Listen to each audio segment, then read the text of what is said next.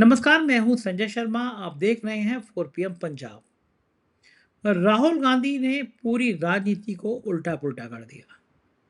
दिखा दिया कि दम हो तो फिर मोदी और शाह भी झुकते हैं। क्या हुआ दिल्ली में, पूरा घटनाक्रम बातचीत करते हैं दैनिक भास्कर के राजनीतिक संपादक केपी मलिक से। चलते हैं उनके पास। 4 PM न्यूज नेटवर्क में बहुत बहुत स्वागत है। अभिनंदन आपका केपी मलिक साहब। जब मैं ये जैकेट पहन रहा था तो मैं समझ रहा था कि अब आप मुझ पे कुछ कमेंट करेंगे, तो आप मेरी मजाक उड़ाएं उससे पहले मैंने खुद ही आपको बता दिया। फिलहाल आपका बहुत बहुत स्वागत, बहुत बहुत अभिनंदन। नहीं, नहीं, धन्यवाद संजय जी, बहुत-बहुत धन्यवाद आपका भी, दर्शकों का भी। ये मैं नहीं कह रहा हूँ, दर्शक भी इसमें मज़े लेते हैं। जैकेट वास्तव में आपकी अच्छी है और इस पे कुछ निशान भी बन रहे हैं, मुझे हालाँकि दूर से साफ नहीं दिख रहे, लेकिन लग रहा है कि हवाई जहाज बने हुए हैं।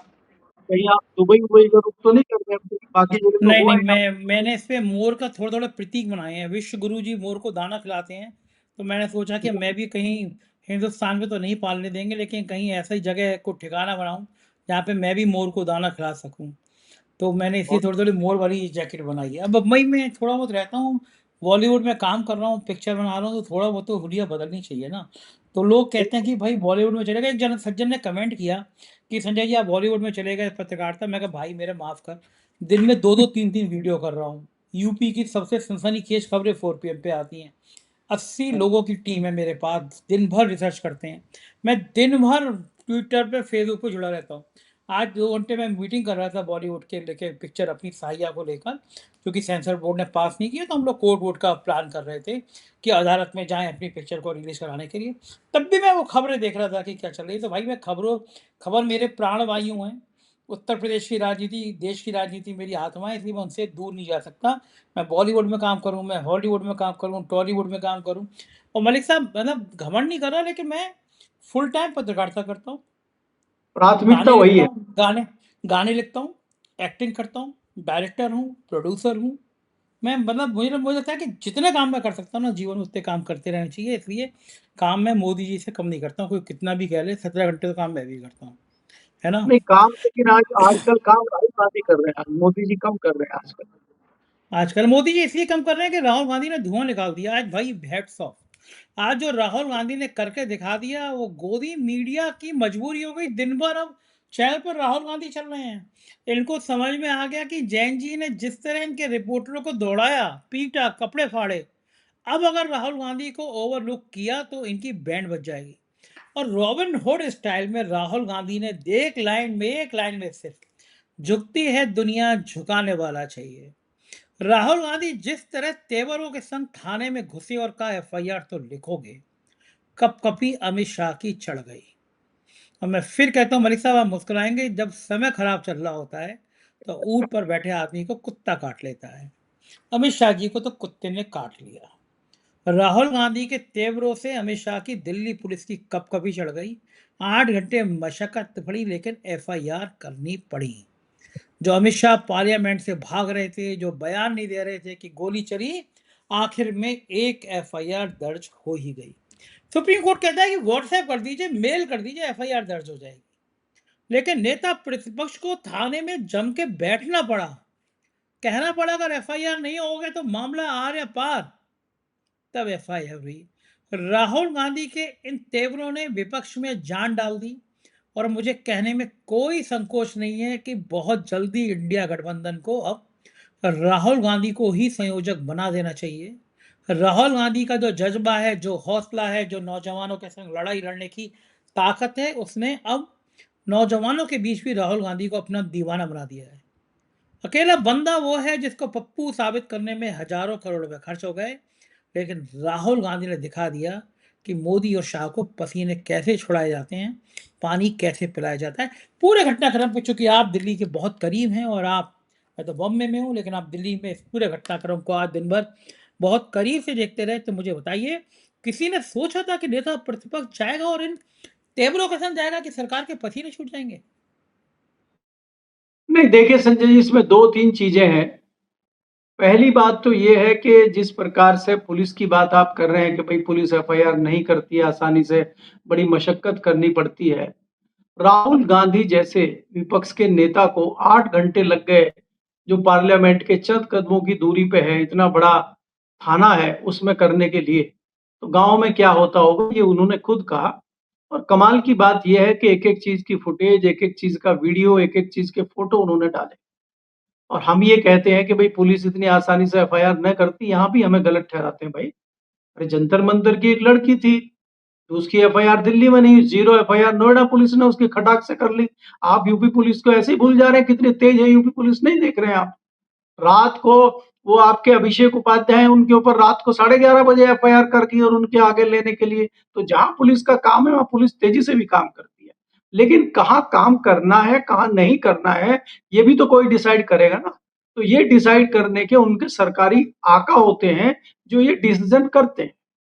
और आप ये देखिए थोड़ा-सा पीछे चलना पड़ेगा आपको और दिल्ली से हज़ारों किलोमीटर दूर चलना पड़ेगा कि जब जो है अमित शाह, मोदी जी सीएम गुजरात के बने थे और अमित शाह गृह मंत्री बने थे और इनके पास लगभग दर्जनों मंत्रालय थे, तो वहाँ इनकी बहुत अच्छी ट्रेनिंग हुई थी। कई एनकाउंटर हुए थे, चर्चित एनकाउंटर रहे थे और बाद में किसी का कुछ नहीं बिगड़ा, ना अधिकारियों का बिगड़ा, ना अमित शाह का बिगड़ा, सब बाइज्जत बरी हो गए। पुलिस कोई भी होती है, पुलिस सरकार की कठपुतली होती है। जो भी सियासी दल होगा उसकी कठपुतली पुलिस होती है, उसी को बचाने का, उसी को आगे ले जाने का, उसी का सारा काम करती है। हैरानी की बात आप देखिए, सबसे पहले पुलिस ये कहती रही, कोई गोली नहीं चली, कोई बैलेट गन नहीं चली, हमने कुछ नहीं किया, कोई प्रेस कॉन्फ्रेंस दिल्ली पुलिस ने नहीं करी, इस बात को छुपाती रही। हमारे मंत्रियों ने जितेंद्र सिंह मंत्री ने बयान दिया पार्लियामेंट के अंदर, कोई बैलेट गन नहीं चली, कोई गन नहीं चली, कोई गंभीर इस तरह का मामला नहीं हुआ। हमारे पहले कहा कि भाई कोई गोली नहीं चली, कोई मरा है क्या? बताइए कोई मरा है क्या?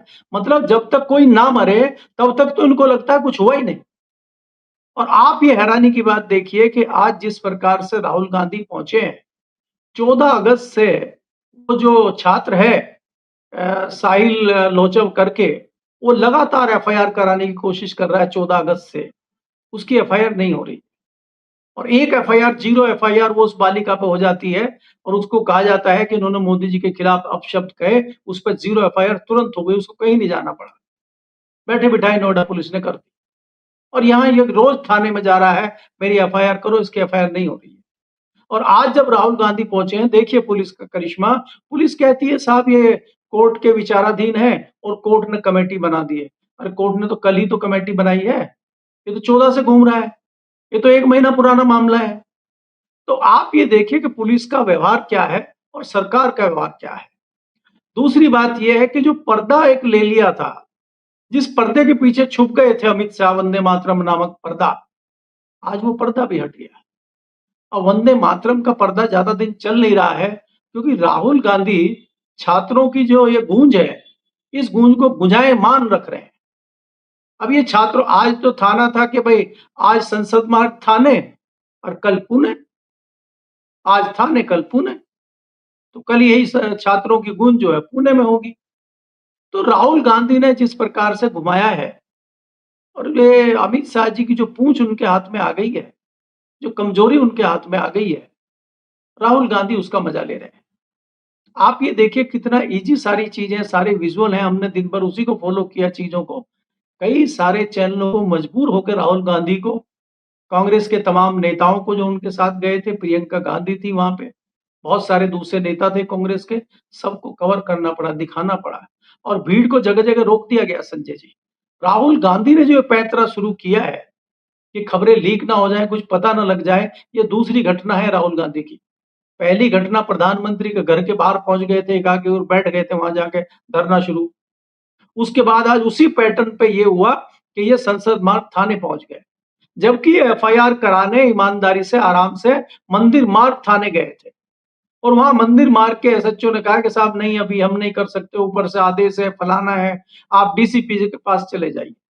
तो डीसीपी का ऑफिस संसद मार्ग थाने में है, तो ये डीसीपी के ऑफिस गए और वहां पे भी इनका ये हुआ कि नहीं साहब, ऊपर से आदेश नहीं है, अभी ये है वो है। और आप हैरानी की बात देखिए कि आप 7 साढ़े 7 घंटे के बाद एफआईआर करते हैं। मतलब पूरा दिन आपने जो है राहुल गांधी को दे दिया पूरे मीडिया पे दिखाने के लिए और कई चैनल को मजबूरी में दिखाना पड़ा कि साहब सब दिखा रहे हैं, हमें भी दिखाना पड़ेगा। और जो सोशल मीडिया है, जो यूट्यूब मीडिया है, जो यूट्यूबर है, उस पे तो छाए हुए हैं। और बहुत सारे लोगों को मेहनत भी नहीं करनी पड़ी, क्योंकि वीडियो भी उपलब्ध करा दिया राहुल गांधी ने, डिटेल भी उपलब्ध करा दी, सबको एफआईआर की कॉपी भी भेज दी, सब ट्विटर पर उपलब्ध दे दीजिए, चलाइए धड़ाधड़। कोई ये नहीं भी आप पे केस नहीं ठोकेगा कि हमारी फुटेज चला ली, हमारा फोटो ले लिया, हमारे एक्स से ले लीजिए आप। सब चीज आपको उपलब्ध करा दी।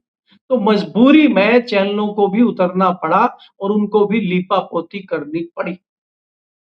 अब संजय जी, बात ये है कि जो आप सारी चीजों से बच निकले थे, चाहे वो राम मंदिर का मुद्दा हो, चाहे ये मानसून सेशन का मुद्दा हो, सारे चीजों से बचते बचाते जो वंदे मातरम का आपने पर्दा लगा लिया था, वो पर्दा भी छिन-भिन हो गया। अब वंदे मातरम पे लोगों का ध्यान नहीं है। लोग कह रहे हैं स्कूल बंद कर रहे हैं। आप चीनी महँगी हो रही है। चीनी ₹50 की थी, ₹65 की हो गई, 30% रेट बढ़ गए एकाएक कुछ दिनों में। इस पे आप कोई बात नहीं कर रहे हैं। ये वंदे मातरम की धुन लगा के बैठे हैं आप। वंदे मातरम तो 1 महीने बाद भी हो जाएगा। वंदे मातरम की याद आपको 12 साल से नहीं आई। एकाएक क्यों वंदे मातरम की याद आ रही है? ये आप एथनॉल लेके आए थे और आप ₹15-20 लीटर पेट्रोल दे रहे थे। पेट्रोल ₹100 के ऊपर बिक रहा है। ये क्या चल रहा है देश में? अब आपने चीनी का आयात खोल दिया, मजाक देखिए। अब आपने चीनी का आयात खोल दिया, रो शुगर बाहर से आएगी, तो रिफाइनरी है रो शुगर की जो रिफाइनरी है वो रिफाइंड करके बढ़िया चीनी बना के दे धड़ाधड़ फिर बेचेंगे पूंजीपति। किसान को पैसा नहीं मिल रहा है, उपभोक्ता को चीनी महंगी लेनी पड़ रही है और बीच में माल कोई और पेल रहा है। ये भारतीय जनता पार्टी का काम चल रहा है। और नेता तो आज देखा आपने, भारतीय जनता पार्टी के तमाम विद्वान नेता आ गए बचाव में। सबसे पहले गिरिराज सिंह जी आए, रविशंकर जी आ गए। उसके बाद नड्डा जी ने कहा कि ये जो है फुटेज खाने के चक्कर में राहुल गांधी आ गए। फुटेज बता रहे हैं कि खा रहे हैं वो। मैंने भूखे हैं वो फुटेज के, खा रहे हैं इसलिए। तो इसलिए मैं कह रहा हूं कि अभी जो है हालत खराब है, भारतीय जनता पार्टी की सरकार की हालत खराब है और उसको समझ नहीं आ रहा है कि किया क्या जाए। तो परिस्थितियां बहुत गंभीर हैं अभी। अभी तो कल वो पूना जा रहे हैं, देखिए पूना में क्या नया होता है। दूसरी एक छोटी सी घटना यहाँ पे ये भी है संजय जी, कि जो एक वो शायद अभिषेक रंका है उनका नाम, या क्या आशुतोष रंका, जो कॉकरोच पार्टी के हैं, वो लगातार, क्योंकि राजस्थान के रहने वाले हैं, तो जयपुर के आसपास स्कूलों में जा रहे हैं। वहां जो उनके ऊपर हमला कर दिया, कहा शिक्षा मंत्री के आदेश है आप घुस नहीं सकते। पता चला वो स्कूल है ही नहीं, वो वैकल्पिक स्कूल चल रहा है तबेले में। वहां टीन पड़ी हुई है, टीन के बच्चों को पढ़ा रहे हैं। और वहां पे उन्होंने जिस तरह से आरोप लगाया है कि जो स्थानीय विधायक है उसके गुंडों ने आके इनकी पिटाई कर दी। ये हाल चल रहा है देश में। वो कह रहे हैं कि आप वहां तेलंगाना क्यों नहीं जाते, आप झारखंड क्यों नहीं जाते? बोला भाई मैं राजस्थान का हूँ, मैं जयपुर में रहता हूँ, पहले अपना घर तो ठीक कर लूँ मैं, उसके बाद चला जाऊँगा वहाँ। हम तो गए थे बाकी जगह भी। तो ये हाल है कि ये इस स्तर पे सरकार उतर आई है और सरकार नए-नए आदेश जारी कर रहे हैं। हमारे यहाँ यूपी में भी आदेश जारी हो गए। हमारे यहाँ शामली से भी आज कुछ खबरें आई हैं कि कुछ लोग जाना चाह रहे थे, लेकिन उनको स्कूल के अंदर घुसने नहीं दिया गया। मोबाइल अलाउ नहीं है, कैमरा अलाउ नहीं है। ऐसे इंक्वायरी हो रही है जैसे कि आप किसी बहुत संदिग्ध जगह में घुस रहे हैं और यहाँ आप इतनी आसानी से नहीं जा सकते। मुझे लग रहा है इतनी सख्ती तो होम मिनिस्ट्री में जाने में नहीं है, जितनी आजकल स्कूलों में हो गई है। जी। मलिक साहब, राहुल गांधी के इस नए अवतार का इंडिया गठबंधन पर क्या असर पड़ेगा? ममता बनर्जी, अखिलेश यादव, केजरीवाल तो पंजाब के चुनाव के साथ नहीं आएंगे। साउथ के बाकी लीडर्स, क्या राहुल गांधी की लीडरशिप को अब सब मानने को तैयार होंगे? क्या इंडिया गठबंधन एक नई शक्ल में आ सकता है सामने, मजबूती के साथ आ सकता है सामने, या फिर कांग्रेस अकेले चलने का प्लान बनाएगी कि भाई अब राहुल गांधी ताकतवर में हो गए हैं, ताकत में आ गए तो अब एकला चलो रहे? देखिए संजय जी, अगर लोकसभा चुनाव के हिसाब से आप देखते हैं, दिल्ली के हिसाब से आप देखते हैं, इसमें कोई दो राय नहीं है कि गांधी ने पॉलिटिकली बहुत गेन किया है। और आज जहाँ वो खड़े हैं, पिछले अगर 2 पार्लियामेंट के सेशन हम देखें और पिछले दिनों से किस प्रकार से वो युवाओं के साथ कनेक्ट है, इसमें कोई दो राय नहीं है कि उन्होंने काफ़ी ऊँचाई हासिल की है।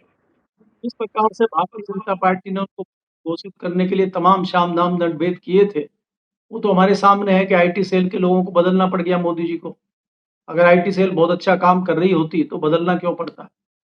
तो राहुल गांधी जिस रास्ते पे चल रहे हैं अभी, मुझे लगता है कि अब इंडिया गठबंधन में किसी को कोई ऐतराज़ नहीं होगा, उनको अपना नेता मानने में। क्योंकि जो क्षेत्रीय छत्रप हैं, जो क्षेत्रीय पार्टियाँ हैं, अगर वो लड़ेंगी, उनको वैसे भी खत्म होना है। आप हश्र देखिए, चाहे वो लालू की पार्टी हो बिहार में, चाहे वो वेस्ट बंगाल में ममता की पार्टी हो, चाहे बाकी आप कहीं भी आप देखेंगे पार्टियाँ, चाहे शिवसेना महाराष्ट्र में हो, चाहे पंजाब में हो, तो बाकी जगह जिस प्रकार से सारी राजनीतिक दल खत्म हुए हैं, अगर उनको बचना है, उनको अपना अस्तित्व बचाना है, तो उनको कांग्रेस की छतरी के नीचे आना होगा। अन्यथा समाप्त वो भी होंगे। तो आप अगर बात करते हैं जो आगामी हमें चुनाव सिर के ऊपर खड़े हुए हैं, सबसे बड़ा स्टेट उत्तर प्रदेश है। हालाँकि चुनाव तो उत्तराखंड में भी है, चुनाव तो पंजाब में भी है, चुनाव और कई राज्यों में है। लेकिन महत्वपूर्ण तरीके से अगर हम उत्तर प्रदेश में बात करें, अगर अखिलेश यादव कांग्रेस के साथ मिलकर नहीं चलते हैं, तो अखिलेश यादव को भी उत्तर प्रदेश में भारतीय जनता पार्टी नुकसान पहुँचाने की कोशिश करेगी। लेकिन अब बात ये है कि भारतीय जनता पार्टी कितनी मजबूती के साथ खड़ी है, भारतीय जनता पार्टी में कितना दम बचता है, अभी तो ये भी देखना बाकी है। क्योंकि हमें ये नहीं भूलना चाहिए कि यूपी और दिल्ली में जो तल्खी चल रही है, बाबा में, गुजरात लॉबी में जो तल्खी चल रही है, वो भी तो भारतीय जनता पार्टी का पतन कर रही है। क्या भारतीय जनता पार्टी उतनी मजबूत है, जितनी वो बिहार चुनाव के दौरान थी, जितनी वो वेस्ट बंगाल के चुनाव के दौरान थी? इतनी मजबूत भारतीय जनता पार्टी आज के परिप्रेक्ष्य में है? हमें ये भी देखना होगा। क्योंकि भारतीय जनता पार्टी में जिस प्रकार से आपसी मतभेद, आपसी लड़ाइयाँ खुल के सामने आ रही हैं, अब ये कोई छोटा मामला नहीं है। जिस प्रकार से इतने दिनों से मामला चल रहा है कि राम मंदिर में चोरी हो गई है और अकेले चंपत राय को लपेटा जा रहा था। अब चंपत राय की किताब खोल दी है। चंपत राय जी ने कह दिया कि असली क्रांतिकारी हम नहीं है, असली क्रांतिकारी लपेट मिश्रा जी है। लपेट मिश्रा जी कह रहे हैं कि ऐसा नहीं है, वो चंपत राय जी है। तो अब ये किसको फायदा पहुंचाएगा? क्या ये लड़ाई, क्या ये अंदरूनी मतभेद भारतीय जनता पार्टी को फायदा करेंगे या नुकसान करेंगे? तो इस तरह की चीजें भी आपको बहुत सारी दिखाई देनी पड़ेगी। और लेकिन आपने जो सवाल किया है कि राहुल गांधी को अब क्षेत्रीय क्षेत्रकों को नेता मानना ही पड़ेगा और इंडिया इंडिया गठबंधन मजबूती के साथ अगर आता है तो उसका नेतृत्व राहुल गांधी करेंगे। दूसरी बात ये है संजय जी कि जिस प्रकार से अमित शाह लगातार साउथ के राज्यों में घूम रहे हैं, चाहे वो महाराष्ट्र हो, चाहे वो तमिलनाडु हो, चाहे वो आंध्र प्रदेश हो और कई प्रदेशों में घूम रहे हैं। अभी भी वो किसी तरह से नए परिसीमन के लिए लगे हुए थे। लेकिन अभी चर्चा ये है कि अभी सरकार जो है, क्योंकि थोड़े बिदके-बिदके नज़र आ रहे हैं चंद्रबाबू नायडू भी, क्योंकि चंद्रबाबू नायडू के यहाँ भी कॉकरोच हैं, बड़ी मात्रा में वहाँ कॉकरोच हैं, वहाँ भी स्कूलों की हालत खराब है। दूसरा ये है कि परिसीमन के मामले पर भी रुख साफ नहीं किया है चंद्रबाबू नायडू ने, तो उनको एक खतरा नज़र आ रहा है, तो थोड़े बचते नज़र आ रहे हैं। तो ऐसी परिस्थिति में भारतीय जनता पार्टी के पास सरकार बचाने के लिए अपने पूरे नंबर होने चाहिए, तो उन्होंने डीएमके पे डोरे डालने शुरू कर दिए। और दिल्ली में चर्चा ये है कि नई सरकार अगर बनती है, सरकार में परिवर्तन होता है, नया रिशफल होता है, तो उसमें कुछ डीएमके लोगों को मंत्री बनाया जा सकता है। और सवाल फिर हमारा वही रहेगा कि जिन पे आप 2012, 13, 14 में आरोप लगा रहे थे, ए राजा और कनिमोझी को लेकर सड़कों पे उतरी हुई थी भारतीय जनता पार्टी, अब वही मंत्री बनकर शोभा बढ़ा रहे होंगे और उन्हीं के गले में माला पहना रहे होंगे मोदी जी और अमित शाह जी। और भारतीय जनता पार्टी के न लोग उन्हीं के लिए नारे लगा रहे होंगे, जिनको अभी तक चोर बता रहे थे। तो ये भी हमें देखना बाकी है कि रिशफल में कहीं ऐसा ना हो कि ये भी तस्वीर बदल जाए। क्योंकि लगातार अमित शाह की कोशिश है कि पार्टी को बहुमत के करीब बनाए रखा जाए। कहीं ऐसा ना हो कि एलाइज़ बिदक जाएँ, क्योंकि कई एलाइज़ जो है मौके की तलाश में हैं। उनको लग रहा है क्योंकि अंदर भी धीरे-धीरे मतभेद बढ़ रहे हैं, जिस प्रकार से आपके सामने उदाहरण है चंपत राय और नपेंद्र मिश्रा जी का। जी। बिल्कुल ठीक कह रहे हैं। और इधर योगी योगी जी कहते फिर रहे हैं यूपी में राम राज आ गया, बदमाश भाग गए, अपराधी भयमुक्त हो गया प्रदेश, ऐसे-ऐसे लंबे-लंबे डायलॉग, फर्जी-फर्जी डायलॉग। हालत ये है कि अपने नेताओं के लिए बुलेट प्रूफ जैकेटें खरीदी गई हैं। 52 बुलेट प्रूफ जैकेट खरीदी गई हैं मंत्रियों को और नेताओं को। कई नेताओं तो ऐसे हैं जिन्हें जेड जेड प्लस दिया गया है, खुद गुंडे हैं। उनके लिए बुलेट प्रूफ जैकेट, लाखों रुपए की बुलेट प्रूफ जैकेट पहन के योगी सरकार के नेता घूमेंगे। आप सोचो, ये अपने नेताओं की सुरक्षा नहीं कर पा रहे, उन्हें बुलेट प्रूफ जैकेटों में घुसा रहे हैं, घुमा रहे हैं। ये आम आदमी की तो क्या ही रक्षा करेंगे। डायलॉग मंच पे योगी आदित्यनाथ के ऐसे बड़े बड़े लंबे लंबे होते हैं, ऐसी फर्जी कहानियां होती हैं कि जाने क्या कर बैठेंगे। हिम्मत इतनी कि एक पत्रकार सच बोल रहा है अभिषेक उपाध्याय, तो रात को आधी रातों से घर पहुंच जाओ। ये जो बुलेट प्रूफ जैकेट पहना के अपने नेताओं को घुमाएंगे गली गली मोहल्ले मोहल्ले, तो जनता नहीं पूछेगी भैया तुम्हारे नेता इतने इंपॉर्टेंट और हमारी जान की कोई कीमत नहीं, ये बुलेट प्रूफ जैकेट क्यों, डर क्यों लग रहा है नेताओं को? एक जैन जी ने सड़क पर आके अंडे अंडे भी नहीं फेंके, अभी मैं चाहता भी नहीं कोई अंडे टमाटर फेंके, लेकिन बिना कुछ फेंके फेंके नेता बुलेट प्रूफ जैकेट में आ गए। क्या गजब है जैन जी भाई, जैन अल्फा। इनके डर के मारे योगी के नेता ब्लड प्रूफ जैकेट में घूमेंगे। कुछ दिनों बाद साड़ी, और जैसे रामदेव भागे थे कहीं जैन जी के चक्कर में, घर से निकले मंत्री जी साड़ी शलवार में निकले, ऊपर घूंघट काट के कैबिनेट की मीटिंग में जा रहे हैं। ये तो गजब नौटंकी हो रही है उत्तर प्रदेश में, इनकी हवाई खराब हो गई। ये क्या राजनीति करेंगे चुनाव से पहले? इनको लग रहा है जनता दौड़ा दौड़ा के पीटे ना कहीं तो बुलेट प्रूफ जैकेट बचा लेगी क्या? क्यों ये बेवकूफ़ी का ख्याल आया होगा? नहीं संजय जी, देखिए अभी तो आप आधा आइडिया दे रहे हैं कि कोई बुलेट प्रूफ जैकेट आ रही है। आप तो इस तरह से कह के ये आइडिया दे रहे हैं कि बख्तरबंद गाड़ियाँ मंगाई जाएँ और बख्तरबंद गाड़ी मंत्री जी के आगे चलेगी और उसके पीछे 2 बख्तरबंद गाड़ियाँ पुलिस की चलेंगी। तो ये तो आप मोटा खर्चा जो है उपभोक्ता के लिए बता रहे हैं, जो आयकर दाता है उनके ऊपर और कर्जा आप रखने की बात कर रहे हैं। देखिए उत्तर प्रदेश सरकार के पास वैसे ही पैसा नहीं है, सड़क नहीं बनवा पा रही है, सड़कें टूटी हुई हैं, गन्ना किसान का पेमेंट सरकारी मिलें भी नहीं कर पा रही हैं, प्राइवेट तो नहीं कर रही हैं। दूसरा क्या, स्कूलों को देने के लिए पैसा नहीं है सरकार के पास। अब सरकार जो है महिलाओं के खाते में 50,000 डाले कि बख्तरबंद गाड़ियाँ खरीदे। अब इसी पर मंथन चल रहा है। तो ये तो बख्तरबंद गाड़ियाँ खरीदनी पड़ेंगी अगर मंत्रियों को भेजना है। आप तो ये उत्तर प्रदेश के मंत्रियों की बात कर रहे हैं, आपको शायद केंद्र के मंत्रियों को नहीं पता है। केंद्र के मंत्रियों को आदेश दिया है कि भाई साहब आप जो है आईआईटी में जाइए और वहाँ पे जेन ज़ीस को, युवाओं को थोड़ा भरमाइए आप। अब आप देखिए और सपोज़ करिए कि इतने ज्ञानी मंत्री भारतीय जनता पार्टी के, इतनी ज्ञानी सांसद हैं, और गिरिराज सिंह जाके यूनिवर्सिटी में और आईआईटी में क्या भाषण दे रहे होंगे, आप समझिए, कल्पना कीजिए। स्मृति ईरानी जी जाएँगी किसी आईआईटी में, किसी यूनिवर्सिटी में, वो क्या भाषण देंगी। दूसरे भारतीय जनता पार्टी के जो तमाम दूसरे नेता हैं जब वो जाएँगे, आपके दोस्त जाएँगे गौरव भाटिया जी जाके वहाँ पे क्या जो है संबोधन देंगे। आपको गौरव भाटिया जी को बधाई देनी चाहिए, भई उनको कितने वोट मिले हैं, चुनाव लड़े थे वो, चौथे नंबर पे आए हैं। और जो भारतीय जनता पार्टी का वकीलों का एक परिषद बना हुआ है, उसमें 600-700 वकील भारतीय जनता पार्टी के और संघ के लोग हैं। उन्होंने भी वोट नहीं दिया, सोचिए। और ऐसे तमाम वकील हैं जो सेंट्रल गवर्नमेंट के पैनल पे हैं, दिल्ली सरकार के पैनल पे हैं, उन्होंने भी वोट नहीं दिया और वो जीत गए हमारे यूपी वाले प्रदीप राय जी। देखिए, अब बढ़िया आदमी है प्रदीप राय भाई, हमारे मित्र हैं, भाई हैं। प्रदीप मैं राय वही कह जीत रहा गए हूँ, वो। यूपी के हम लोग को ये प्रदीप राय जी, वो जीत गए, उनको रिकॉर्ड वोट मिला है भाई, बहुत अच्छा वोट मिला है और भाटिया जी अब चौथे नंबर पर पहुँचे। तो ये तो भारतीय जनता पार्टी की पकड़ है, जिसके यहाँ पे पकड़ नहीं है, तो वो यूपी में क्या करेंगे पकड़ के? तो अब ये इसकी चीज़ें धीरे-धीरे सामने आने लगी हैं। अब आप ये सोचिए कि मंत्री जी बुलेट प्रूफ जैकेट पहन के गाँव के स्कूल में जाके, जब जेन ज़ी को पता लगेगा इन्होंने जैकेट बुलेट प्रूफ पहन रखी है, तो वो हो सकता है अंडा पैर पे मारें या मुँह पे मारें। मुँह पे तो आप जैकेट पहनेंगे नहीं, तो जहाँ जैकेट पहनी हुई है वहाँ नहीं मारेंगे। वो शाही मुँह पे डालेंगे, वो जूते पे डालेंगे, क्योंकि वो तो जेन ज़ी है। और मैं आपको संजय जी पहले भी कहा कि देखिए जेन जी तो फिर भी पकड़ देता है। जो ये जेन जी अल्फा है, अल्फा वाला है, जेन अल्फा, ये ज़्यादा खतरनाक है। ये सीधा दिल पे वार करता है भाई साहब। आप देखिए ये नहीं छोड़ता है, ये ज़्यादा खतरनाक है। तो इसलिए अब जो है बेला चल गई है और सड़क पे युवा और जेन जी उतर गए हैं, इनसे मुकाबला करना आसान नहीं है। और इश्यू ये जेन्युइन इश्यू है संजय जी। देखिए बच्चे क्या माँग रहे हैं आपसे? बच्चे अपने स्कूल को ठीक करने के लिए, शिक्षा को सुधार करने के लिए, उनको शिक्षित करने के लिए, ईमानदारी से एग्ज़ाम करने के लिए, हमारा रिज़ल्ट सही तरीके से आने के लिए यही तो माँग रहे हैं। आप अगर ये भी नहीं दे पा रहे हैं, तो और आप क्या देंगे? क्या देंगे आप इसके अलावा? या यही दे रहे हैं आपके ऐसे लोगों की भी कमी नहीं है जो प्रेस क्लब में आके जो है मोदी जी को भगवान राम के रूप में आके आरती चल रही है। हमें तो खतरा होने लगा, आज चर्चा प्रेस क्लब में चल रही है कि भाई साहब वो दिन दूर नहीं है जब प्रेस क्लब से लाके लोगों को भगा दिया जाएगा और इसको मोदी जी का मंदिर बना दिया जाएगा।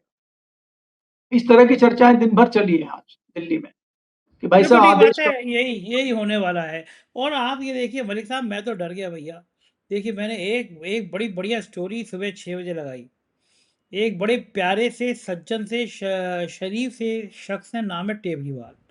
दुबई में रहते थे और महादेव ऐप जो सट्टे का लाखों करोड़ का खेल हुआ, उसके मेन मास्टरमाइंड माने जाते थे।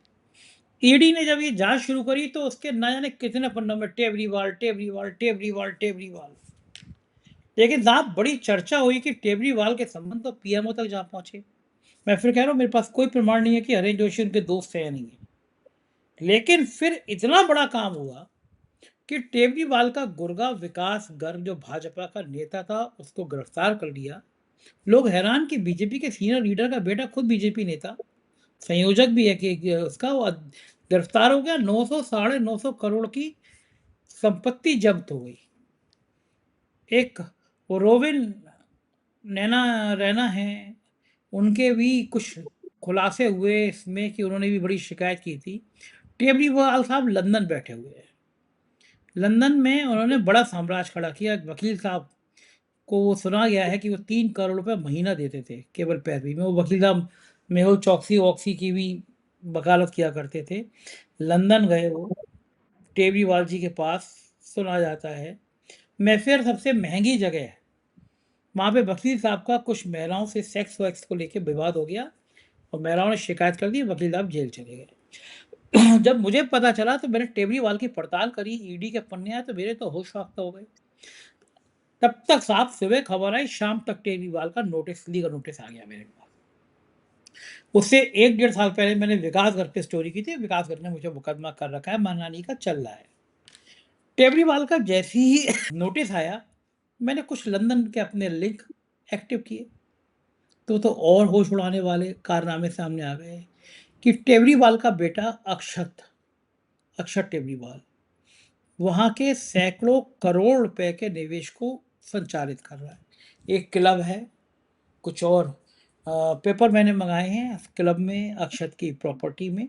लेकिन मेरा बड़ा गंभीर सवाल ये है मलिक साहब, हजारों करोड़ रुपए का आरोपी, ईडी पहले उसका नाम लेती है, बाद की चार्जशीट में नाम गायब हो जाता है, लंदन में बैठ रहा है, यहाँ के वकील जा रहे हैं। लेकिन भारत सरकार भूल गई कि टेबरीवाल नाम का आदमी है, उसका बेटे का अभी भी इंडियन पासपोर्ट है। टेबरीवाल ने भारत का पासपोर्ट छोड़ दिया। लेकिन ऐसे भगोड़ों को, ऐसे बेईमान लोगों को भारत सरकार पहल नहीं कर रही वापस लाने की। तो क्या माना जाए कि वाकई में पीएमओ में कोई आदमी सही में उसकी मदद कर रहा है, या ये सब अफवाहें हैं, आरोप हैं, सच नहीं है? लेकिन केजरीवाल बच कैसे जाता होगा? क्या तंत्र होता होगा ऐसे लोगों के पीछे मलिक साहब? नहीं, देखिए, जो जिस प्रकार से आप बात कर रहे हैं टेबरीवाल की, मुझे याद है कि बीच में ईडी में इनका नाम भी आया था।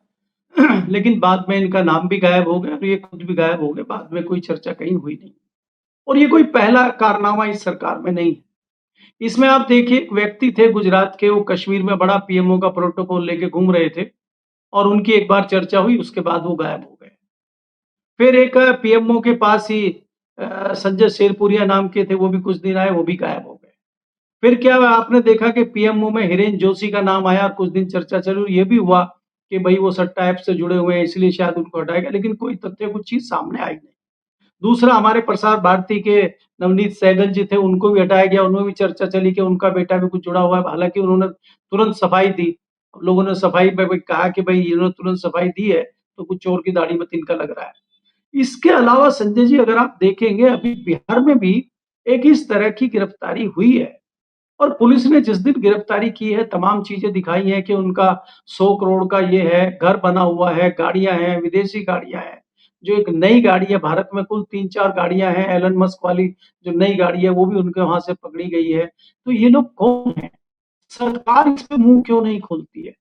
बात ये है कि अगर सरकार मुँह नहीं खोल रही है इस पे, सरकार मीडिया को जानकारी नहीं दे रही है, सरकार पब्लिक को जानकारी नहीं दे रही है, तो सीधा-सीधा मतलब है कि कहीं न कहीं सरकार का छत्र छाया में ये काम हो रहा है। क्योंकि आप देखेंगे, अगर सरकार की बात करें, पिछले 12 सालों में जितने देश से भगोड़े हैं, किन-किन भगोड़ों को ये वापस लेके आए हैं।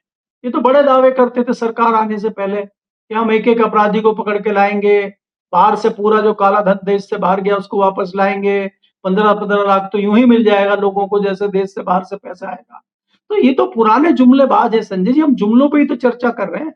जो व्यक्ति पार्लियामेंट में झूठ बोल रहे हैं खड़े होके, ये तो बाहर प्रेस कॉन्फ्रेंस में झूठ बोल देंगे। इन्होंने तो सिस्टम को झूठ बोलना सिखा दिया है। ये जो हम बैलेट गन की चर्चा कर रहे हैं कि चली कि नहीं चली, पुलिस ने मना कर दिया नहीं चली, पीआईबी ने प्रेस कॉन्फ्रेंस करके प्रेस रिलीज जारी कर दी पीआईबी ने कि कोई गोली नहीं चली है। वो तो बाद में जो ये आपका आरपीएफ था, जो इसका आरएएफ था, जो सीआईएसएफ की बॉडी होती है, उसके कमांडेंट ने कहा कि साहब 2 राउंड बैलेट गन चले हैं। उन्होंने कहा ये बात। और बाद में जो आरटीआई लगा के और तथ्य लिए गए हॉस्पिटल से, लेडी हार्डिंग जो हॉस्पिटल है, उसने 9 लोगों को कहा कि हमारे यहाँ 9 छर्रे लगे हुए बच्चे आए हैं, और एक जो है उसने किया आपके सफदरजंग हॉस्पिटल ने, एम्स ने और आरएमएल ने तो रिपोर्ट ही नहीं दी, सोचिए। तो ये सरकार और सरकार का जो सिस्टम झूठ बोल रहा है, इसमें कोई दो राय नहीं है कि सरकार की छत्र छाया में ये लोग पनप रहे हैं।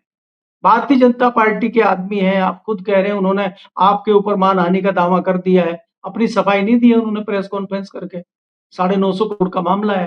तो ये भारतीय जनता पार्टी के जो कारनामे हैं, धीरे-धीरे जनता के सामने आ रहे हैं। और तो इसीलिए मैं आपको कह रहा हूँ ना, आपने जो ज़िक्र किया है, राहुल गांधी की ग्रोथ एकाएक क्यों हो रही है? कि वो दबंगई से जिस प्रकार से आवाज उठा रहे हैं, ये सब टेबल के नीचे छुपे जा रहे हैं। इनके पास सफाई देने के लिए कुछ नहीं था, इसीलिए वंदे मातरम नामक पर्दा लेके आए थे। उस पर्दे में भी छेद होते हुए दिखाई दे रहे हैं, क्योंकि छर्रे उसमें भी आर-पार हो गए। तो छर्रे बड़े खतरनाक निकल रहे हैं संजय जी आजकल। तो ऐसा ना हो कि छर्रे दुबई होते हुए लंदन पहुँच जाएँ। जी। बिल्कुल ठीक कह रहे हैं। भ्रष्टाचार का आलम भारत की गलियों से दुबई और दुबई से लंदन तक जा पहुंचा। नाम पता नहीं क्यों पीएमओ का आ रहा है। सच्चाई अल्लाह जाने, ईश्वर जाने। बहुत बहुत शुक्रिया मलिक साहब, आपने बातचीत की, समय दिया। ये थे केपी मलिक जी। पूरी बातचीत आपने सुनी। मेरे को बिल्कुल यकीन है बातचीत तो पसंद आई होगी आपको। सोचिए कि देश की इस व्यवस्था का खुलासा कौन कौन कर रहा है। जो चंद पत्रकार कर रहे हैं, उनके पीछे पूरा तंत्र पड़ता है। लेकिन आप साथ दीजिएगा, इतना साथ दीजिएगा, नीचे जॉइन बटन है, उस जॉइन बटन को दबाइएगा। अगर संभव हो सके तो 200 रुपये की हमारी आर्थिक सहायता कीजिएगा। आपकी छोटी सी आर्थिक सहायता हमारे लिए बहुत बड़ा साधन बनेगी। शुक्रिया, थैंक यू।